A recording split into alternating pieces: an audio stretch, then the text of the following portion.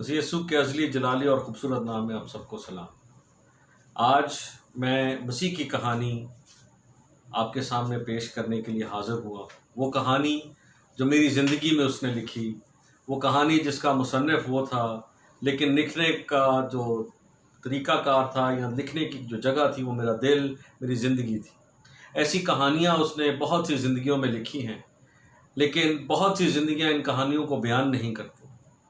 आज वो आपको गवाह बनाना चाहता है, क्योंकि वो ऐसे गवाह ढूंढता है जो औरों को गवाह बना सके। गवाही का मतलब किसी मोजज़े को बयान करना नहीं है। गवाही का मतलब है उसकी कहानी अपनी ज़िंदगी से सुनाना, ताकि उसकी कहानी को बयान करते हुए किसी और को गवाह बना लेना। आपकी कहानी जो आपकी ज़िंदगी में यीशु ने लिखी है, वो किसी और को गवाह बना सकती है। आप किसी और को गवाह बना सकते हैं। कलाम खुदावंद में लिखा है, पहला यूहन्ना उसके 5वें बाब की 10वीं आयत में, जो खुदा के बेटे पर ईमान रखता है वो अपने आप में गवाही रखता है। ये पहला हिस्सा है जो मैंने इस आयत का आपके सामने रखा है। जो खुदा के बेटे पर ईमान रखता है वो अपने आप में गवाही रखता है। ये गवाही आपके पास है, ये कहानी आपके पास है, और आप जब जब इसको सुनाएंगे तब तब एक नया गवाह पैदा हो जाएगा। और यीशु मसीह ने कहा था, तो मुझसे भी बड़े बड़े काम करोगे, और वो यही काम है कि हम उसकी गवाही दे सकें, क्योंकि यीशु अपनी गवाही आप नहीं दे सकता, हम उससे बड़ा काम कर सकते हैं। सो मैं अपनी कहानी आपके सामने रखता हूँ ताकि आप मेरी कहानी से दूसरों को तक़वियत दे सकें, आपकी ज़िंदगी को एक हौसला मिल सके। मेरी पैदाइश 13 फरवरी 1978 को सियालकोट मेमोरियल क्रिश्चियन हॉस्पिटल में हुई।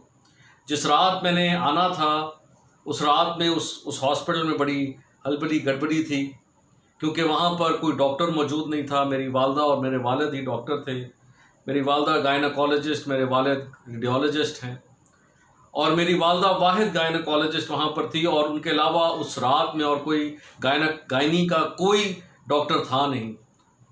एक अमेरिकन मिशनरी आए हुए थे, डॉक्टर हैम, उनको भी जाना था।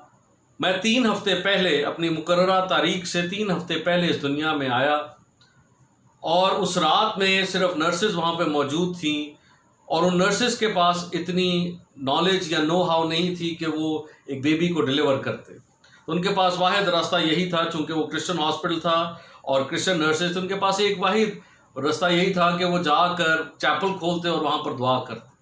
सो उन्होंने चैपल खोला और दुआ शुरू की, और अचानक आनन फानन रात के 1 बजे गेट के ऊपर एक गाड़ी आई जिसमें डॉक्टर हैम और उनकी फैमिली थी, और गेट पर ही गेट कीपर ने उनको बताया कि आपकी ज़रूरत लेबर रूम में है। सो वहीं पर उन्होंने छलांग लगाई, गेट से अंदर आए और स्क्रब होकर लेबर रूम में आए, और 1:25 से 26 मिनट पर मैं इस दुनिया में आया। जब मैं इस दुनिया में आया तो साइकोलॉजिस्ट कहते हैं कि पहला स्किन टू स्किन टच जो है वही बच्चे की ज़िंदगी का रास्ता और रुख तयन करता है।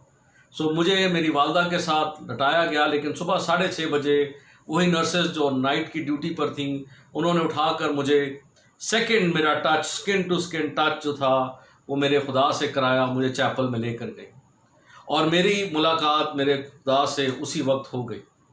इस सब में ऐसा हुआ कि मेरे दिल में एक सुराख हो गया, और ये बात 2 साल के बाद मेरे वालिदैन को पता चली, क्योंकि मैं रोता था तो मैं नीला पड़ जाता था। I was called a blue baby. एक सुराख था मेरे दिल में, और मेरे वालिदैन रात को उठ के स्टेथोस्कोप लगाकर मेरे हार्ट में मर्मर ढूंढते होते थे कि कहाँ पर है। और 2 साल के बाद सियालकोट से वो लाहौर आ गए। यहाँ पर UCH में उस दौर में बड़े ऑपरेशन हुआ करते थे, दिल का बड़ा एक सेंटर था यहाँ पर। ईरान से लोग आया करते थे ताकि हार्ट की सर्जरी हो, तो मुझे वहाँ पे चेक कराया गया। फॉरेनर डॉक्टर्स थे, उन्होंने ये कहा कि पाकिस्तान में ऐसी कोई टेक्नोलॉजी नहीं है कि इस छोटे नन्हे बच्चे के दिल के ऊपर ऑपरेशन किया जा सके, सर्जरी की जा सके, लिहाजा इसको 10 साल या 12 साल की उम्र तक बढ़ाया जाए ताकि इसका दिल थोड़ा सा बड़ा हो, ताकि हम इसको ऑपरेट कर सकें। मेरा बचपन वो इतना अच्छा नहीं था, बड़ा तकलीफ़ दह था, और मेरे लिए स्कूल बैग उठाना मुश्किल था, मेरे लिए साइकिल चलाना मुश्किल था, मेरे लिए सीढ़ियाँ चढ़ना मुश्किल था। मेरी 3 छोटी बहनें थीं और मुझे अपनों के साथ, बेगानों के साथ मुआज़ने में रखा जाता था कि वो तो ऐसा है, वो तो वैसा है। मुझे एक बड़ी जंग में से गुज़रना था। मुझे अपनी ज़िंदगी जब मैं दोबारा पीछे मुड़ के देखता हूँ तो मुझे ऐसे लगता है जैसे मैं एक तूफ़ान में से गुज़र रहा था और वो मेरे अंदर भी तूफ़ान था, मेरे बाहर भी तूफ़ान था। और किसी शायर ने क्या खूब कहा है, जिसको तूफ़ान से उलझने की आदत हो मोहसिन, ऐसी कश्ती को समंदर भी दुआ देते हैं। मेरी कश्ती तो एक बहुत बड़े तूफ़ान में थी और इस तूफ़ान का किनारा मुझे कहीं नज़र नहीं आ रहा था। 12 साल की उम्र पे 6 मार्च 1990 को मेरे ख़ानदान के अंदर एक बहुत बड़ा मोज़ा, मेरे ओनली लिविंग मामू, मेरे नाना की भी डेथ, मेरी नानों की भी डेथ, मेरे बड़े मामू की भी डेथ हो चुकी हुई थी। मेरे जो ननियाल था उसमें से सिर्फ मेरे मामू और मेरे ददियाल में सिर्फ मेरे एक ताया थे जिनकी अब दोनों की डेथ हो चुकी है।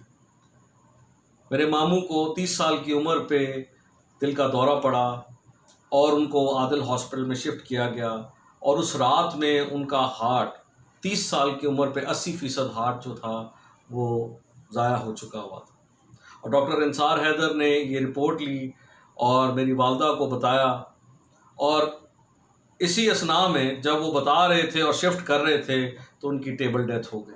4 मिनट के लिए उनकी टेबल डेथ हो गई और मॉनिटर के ऊपर स्ट्रेट लाइन आ गई। इन्हीं 4 मिनटों में उन्होंने यीशु मसीह को देखा, यीशु मसीह से मुलाकात की और यीशु मसीह ने उनको वापस भेजा। इस मौजज़े ने हमारी ज़िंदगी को, हमारे ख़ानदान की ज़िंदगी को बदल के रख दिया। उस दौर में मोबाइल फ़ोन नहीं हुआ करते थे और मुझे याद है कि मेरे वालिद ने आदिल हॉस्पिटल से कॉल की थी और कहा फ़ोन पे कि तुम्हारे मामू की डेथ हो गई है। और मैंने वहीं पर ही यीशु को पुकारा और कहा कि मैं नहीं जानता किस तरह दुआ करनी है, लेकिन मैं ये जानता हूँ कि तू हमें बचा सकता है, तो हमें बचा ले, एक और मौका दे दे। तो हमें खुदा ने एक और मौका दिया और मेरे मामू को ज़िंदगी मिली और फिर 10 दिन के बाद उनको हॉस्पिटल से मेरे वालिद और वालदा की क्लिनिक पे शिफ्ट कर दिया गया और डॉक्टर्स की टीम उनको देखने आया करती थी वहाँ पर। और मेरी वालदा ने ये भी कहा कि अब इस बच्चे को भी देखें क्योंकि इसके भी हार्ट का प्रॉब्लम था। तो डॉक्टर्स ने मुझे भी चेक करना शुरू किया। को 2-3 दिन का प्रोसीजर था उनका, उन्होंने चेक किया और जब तीसरे चौथे दिन पे बात आई तो मैंने उनको कहा कि जो भी आपकी फाइंडिंग्स हैं प्लीज़ मेरे साथ शेयर कीजिए क्योंकि इट्स मोर दैन इनफ कि अब आप इतना ज़्यादा चेकअप कर रहे हैं। तो मुझे अभी भी याद है, मेरी वालदा भी सामने बैठी हुई थी। डॉक्टर्स ने कहा कि we don't find any hole in your heart, you are absolutely fine. और ये अल्फाज मेरे लिए बड़े इनकरेजिंग थे क्योंकि मैंने यीशु को अपनी ज़िंदगी में दावत दे दी हुई थी। मेरे यीशु ने बग़ैर किसी दवाई के, बग़ैर किसी सर्जिकल इंटरवेंशन के, बग़ैर किसी सर्जरी के, बग़ैर किसी ऑपरेशन के मुझे एक नया दिल दे दिया था। वो दिल, वो लम्हे, वो ज़िंदगी जो खुदा ने मुझे दी, मैंने वापस उसी के नाम कर दी और उसके बाद कभी मुड़ के भी नहीं देखा। फिर मुझे खुदा ने एकेडमिकली बहुत बढ़ाया। मैंने BBA किया, MBA marketing, MBA management, MIS किया। फिर मैंने कैलिफोर्निया से MRE, doctor of biblical studies और ऑनररी डिग्री जो डॉक्टर ऑफ डिविनिटी है वो भी मुझे मिली। लेकिन ये सब डिग्रियाँ खुदा ने यीशु मसीह के कदमों में रख कर खिदमत का आगाज़ किया, क्योंकि डिग्रियाँ आपको कुछ नहीं देती, सिर्फ यीशु का साथ है और पाक रूह की रहनुमाई है जिससे आप खिदमत कर सकते हैं। मुझे दुनियावी तौर पर भी बहुत सी ऑफ़र्स हुई, बहुत से जॉब्स ऑफ़र्स हुई, लेकिन मैंने सबको रिजेक्ट करके अपने यीशु को, क्योंकि उसी ने मुझे ज़िंदगी दी थी, मैंने उसी को अपनाया। आप भी अपनी ज़िंदगी यीशु को दे सकते हैं। देखिए, यीशु मसीह मेरे और आपके लिए आसमान को छोड़कर ज़मीन पर आया। वो ज़मीन से सलीब पर गया, सलीब से कब्र में गया, कब्र से जी उठ के वो फिर आसमान पे गया और आसमान से वो दोबारा मुझे और आपको लेने आ रहा है। खुदावन खुदा जो काम करता है वो कभी भूलता नहीं है। आज से 3 हफ्ता पहले मुझे दोबारा से ये प्रॉब्लम हुई, मेरा BP दोबारा से शूट अप कर गया और इस कोरोना के दौर में मेरे वालिद वालदा दोनों परेशान हो गए और उन्होंने कहा कि अपनी सारी जो एक्टिविटीज़ हैं होल्ड कर दो, बंद कर दो और फिर दोबारा तुम्हारा चेकअप होगा। मुझे कार्डियोलॉजिस्ट से 3 दिन के बाद मिलना था, और 3 दिन गुजरने के बाद मैं दुआ में था, और मैं खुद ही गाड़ी चला कर गया, और मुझे गाड़ी में रास्ता गुम गया, मुझे वो जगह नहीं मिली। मैं को 1.5 घंटे की ड्राइव के बाद पूरा शराबूर पसीने में मैं डॉक्टर के पास पहुंचा, और वहाँ पर पहुंचने के बाद जब डॉक्टर ने मेरी नब्ज़ को चेक किया तो नब्ज़ मेरी बहुत तेज़ थी। डॉक्टर ने कहा कि आपके कुछ टेस्ट कर लेने चाहिए। मैं वापस रिसेप्शन पे गया और मैंने वहाँ पर पेमेंट की, और पेमेंट करने के बाद मैं ये सोच रहा था कि वापस उसी दौर में चला गया हूँ जैसे पहले था। 30 साल पहले खुदा ने ऐसा होने दिया, 30 साल बाद ऐसा क्यों हो रहा था, ये मेरे दिल में चल रही थी और मेरे ज़हन में सवाल चल रहे थे। फिर एक कमरे में मुझे ले गए, वहाँ पर जाके मेरे टेस्ट हुए, और वो रिपोर्ट्स लेकर मैं डॉक्टर के पास गया। तो डॉक्टर ने वो रिपोर्ट्स देखी और फिर मुझे देखा, और फिर डॉक्टर ने कहा कि आप ज़मीन पर आलती पालती मार के बैठ जाएं। मैं बैठ गया, फिर उनका जंप मार के उठें, फिर उन्होंने कहा कि पैरों के बाहर बैठ जाओ, फिर जंप मार के उठें। मैंने ये सब कुछ किया। 2-3 और टेस्ट उन्होंने इस तरह से किया। उन्होंने मुझसे पूछा कोई डिजीनेस है, कोई ब्लैकआउट्स हैं। मैंने उनका नहीं, ऐसा कुछ भी नहीं है। फिर उन्होंने मुझे स्टेथोस्कोप से आगे पीछे चेक किया, और एक पेपर पे लेकर कुछ मेडिसिन लिखी और डालकर, रिपोर्ट्स डालकर मुझे फाइल दी, और उनका वही अल्फाज जो 30 साल पहले मेरे कान में डाले गए थे दोबारा उन्होंने कहे, यू आर एब्सोल्युटली फाइन। और मैंने अपनी वालदा को मुड़ के देखा और मैंने कहा ये तो एग्जैक्टली वही अल्फाज हैं, ये तो एग्जैक्टली वही बात है। 30 साल तक मेरे खुदा ने मेरे दिल को संभाल के रखा। वो शिफा देता है तो शिफा को कायम भी रखता है। वो जब मौजज़ा करता है तो मौजज़े को कायम भी रखता है। जब वो ज़िंदगी देता है तो ज़िंदगी को कायम कर रखता है।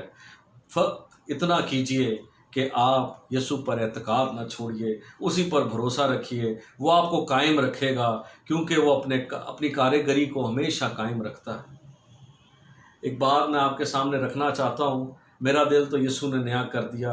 मैं 30 साल से नए दिल के साथ चल रहा हूँ, और मेरा यसु मुझे चलाता है।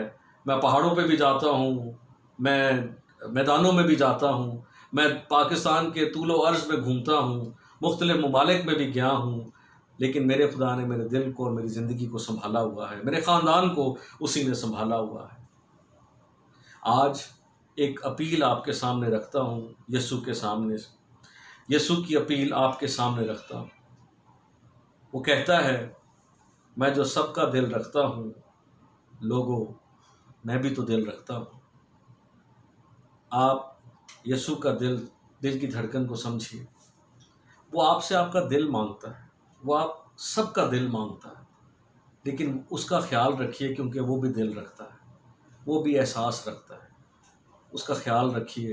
ही सच अ जेंटलमैन। वो आपके दिल में आना चाहता है, वो आपके दिल को संभालना चाहता है। उसने मेरे दिल को संभाला है। वो किसी का तरफदार नहीं, वो आपके दिल को भी संभालेगा। मेरा नाम आशिर सलीम है। मैं सलीम घराने में पैदा हुआ। सलीम घराने में पैदा होना मेरी चॉइस नहीं थी। मेरे वालिद भी सलीम, मेरे दादा भी सलीम, हम सब सलीम हैं। हम अपनी चॉइस से सलीम नहीं हैं। हमने ये कोई लिस्ट नहीं देखी थी कि सलीम घराने में पैदा, ये खुदा की मेहरबानी है, खुदा का फजल है कि हम इसमें हैं। अब मैं चाहे बादशाह भी बन जाऊं तो मैं सलीम ही रहूँगा। अब मैं फ़कीर भी बन जाऊं तो मैं सलीम ही रहूँगा। It's not because of my choice, मैं सलीम ही रहूँगा। इसी तरह इंसान जब इस दुनिया में पैदा होता है तो वो गुनहगार ही पैदा होता है। It's not by his choice कि वो गुनहगार पैदा होता है। वो इसलिए गुनहगार पैदा होता है क्योंकि उसके बाप दादा गुनाह कर चुके, बाप दादा के बाप दादा गुनाह कर चुके, और इब्राहिम और इसहाक और वो सब गुनाह कर चुके, और आदम भी गुनाह कर चुका। वो उस लड़ी में, बनी नौ इंसान की लड़ी में वो पैदा होता है, इसलिए वो गुनहगार है। आप चॉइस से गुनहगार नहीं होते, लेकिन चूंकि आप आबाई तौर पे गुनहगार हैं, इसलिए आप गुनहगार पैदा होते हैं। और हर गुनहगार को तौबा की ज़रूरत होती है। हर गुनहगार को यसु की ज़रूरत होती है। आपके दिल में यसु आना चाहता है, वो आपके दिल को बदलना चाहता है, वो आपकी ज़िंदगी को बदलना चाहता है। उसने मेरी ज़िंदगी को बदला, वो आपकी ज़िंदगी को भी बदल सकता है। सिर्फ़ एक छोटी सी दुआ आपको करनी है, और आपका रिश्ता दोबारा से यीशु के साथ बहाल हो जाएगा। ये वो दुआ है जो आपके और खुदा के रिश्ते को दोबारा बहाल कर देगी। ये वो दुआ है जो आपके और खुदा के बीच में जो पर्दा डल गया है, जो एक रुकावट आ गई है, उसको उतार देगी। वो तो बड़ा मेहरबान खुदा है, वो तो बग़ैर दुआ मांगे भी आपको दे सकता है और आप लेते भी हैं, लेकिन आपकी दुआएं उस तक नहीं पहुंचती। सो इस पर्दे को उतारिए ताकि आपकी दुआएं उसके तख्त तक पहुंचें। मैं आपकी मदद करना चाहता हूँ, मुझे खुदा ने रखा है ताकि मैं आपकी मदद करूँ। आज अगर आप मेरी तरह अपना दिल देना चाहते हैं तो आज मौका है। न जाने कल ये मौका मिले या ना मिले, न जाने कल हो या ना हो, लेकिन ये मौका आज आपके हाथ में है और आज ही बेहतरीन दिन है, अभी बेहतरीन लम्हा है कि आप अपना दिल उसको दें। अगर आप तैयार हैं तो आप मेरे पीछे ये कह सकते हैं, आइए अपने सरों को झुकाएं, अपनी आंखों को बंद करें और आप मेरे पीछे ये कह सकते हैं, ऐ बाप, मैं यीशु के नाम में तेरे पास आता हूँ और तेरा शुक्र अदा करता हूँ कि तूने मेरे लिए अपने इकलौते को भेजा, जिसने मेरी खातिर अपनी जान दी। मैं आज अपनी तमाम गलतियों का, खताओं का, नाराज़गियों का, जो ज़ाती तौर पे, ख़ानदानी तौर पे मुझसे सरजद हुई, उनका इकरार करता हूँ। मुझे बख्श दे, अपने बेटे के पाक लहू से धो के पाक और साफ़ कर। मैंने और मेरे आबाओ अजदाद ने गुनाह किए, हम सब गुनहगार ठहरे, लेकिन आज मैं तेरे लहू से धुलता हूँ और आज अपने दिल का दरवाज़ा, अपने जहन का दरवाज़ा, अपनी ज़िंदगी का दरवाज़ा खोलता हूँ और तुझे दावत देता हूँ, तू आ, मेरी ज़िंदगी का मालिक हो। और मैं अहद करता हूँ कि आइंदा से मैं तेरी पीछे पीछे चलूँगा और जो तू कहेगा मैं तेरे पीछे चलूँगा और तुझे अपना बादशाह बनाऊँगा। तेरा शुक्र करता हूँ, तूने मेरी दुआ को सुन लिया, मैं ईमान के हाथों से कबूल कर। यीशु मसीह नासरी के नाम से मांगता और पाता हूँ, आमीन। अगर आपने ये दुआ की है तो इस बात पे एतमाद और यकीन रखिए कि आपका नाम किताब हयात में लिखा जा चुका हुआ है, वो मिटाया नहीं जाएगा बल्कि वहाँ पर रहेगा। और सबसे बढ़कर ये कि जब यीशु मसीह दोबारा बादलों की सवारी करके आएगा तो आप और आपका घराना उड़कर इस्तकबाल करेगा। इब्लीस का ये काम है कि वो सरगोशी करेगा, आपके कानों में आके कहेगा एक छोटी सी तो दुआ की है, क्या फ़र्क पड़ गया है। लेकिन याद रहे कि ये इत्मीनान और सुकून और यकीन आपकी ज़िंदगी से वो चुराने ना पाए, बल्कि आपको इस बात पर फ़ख्र रहे कि यीशु आपका मालिक है और आप उसके नौकर और बेटे और बेटियां हैं। खुदावंद आपको बड़ी बरकत दे, खुदावंद आपके साथ हो और हम सब खुदा के आराम में पाए जाएं।